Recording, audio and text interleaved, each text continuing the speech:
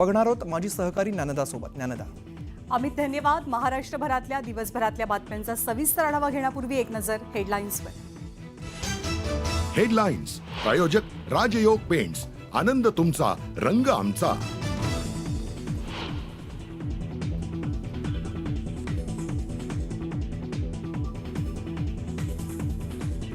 बीडमध्ये दादागिरी आणि जमिनी लाटण्याचं काम. धनंजय मुंडेंनी त्यांच्या मामींचीही जमीन लाटली. कृषी विभागाच्या खरेदीत कोट्यवधींचा भ्रष्टाचार झाल्याचा दमानियांचा पुनरुच्चार. कृषी विभागातील खरेदी किंमत दमानियांना विचारून सरकारनं ठरवायची का? बदनामियांनी केलेला एकतरी आरोप टिकलाय का? धनंजय मुंडेंचे अंजली दमानियांना खोचक सवाल.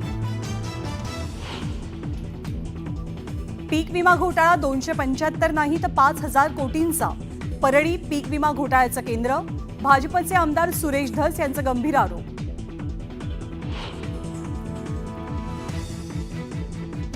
धनंजय मुंडेंना पाठिंबा दिल्यानं भगवानगडाचे महंत अडचणी.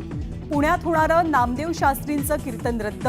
मराठा समाजाच्या विरोधानंतर संस्थांचा मोठा निर्णय. कामाख्या देवीसमोर बळी दिलेल्या रेड्यांची शिंग वर्षा बंगल्यात पुरली आहेत. संजय राऊतांचा आरोप. तर अशा गोष्टींचा राऊतांनाच अनुभव जास्त. उपमुख्यमंत्री शिंदेंनी सुनावलं. आदित्य ठाकरेंकडनं सूरज चव्हाणांची कडकडून गळाभेट. खिचडी घोटाळ्या प्रकरणात तब्बल वर्षभरानंतर जामीन मिळाल्यावर सूरज चव्हाण थेट मातोश्रीवर. शिवरायांबाबत आक्षेपार्ह विधान केलेल्या अभिनेते राहुल सोलापूरकरांच्या विरोधात शिवप्रेमी आक्रमक. पुण्यामध्ये मराठा सेवक संघाचं जोडेमारो आंदोलन. तर राष्ट्रवादीकडनं रास्ता रोको करत निदर्शनं. नवी मुंबईच्या खारघरमधील इस्तेमा कार्यक्रमात झालेल्या भाषणांची चौकशी करा.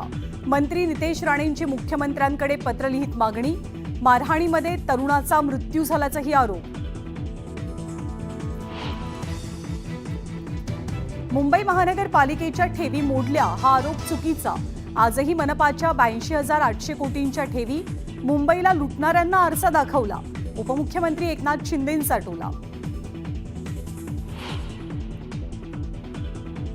जे गरिबांच्या झोपड्यांमध्ये जाऊन फक्त फोटो सेशन करतात त्यांना गरिबांचा विषय निघाला की कंटाळाच येणार.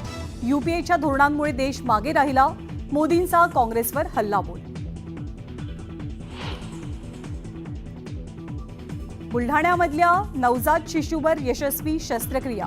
नवजात शिशूच्या पोटात 1 नाही तर 2 अर्भक. बाळाच्या पोटावरती 12 टाके पडल्याची डॉक्टरांची माहिती.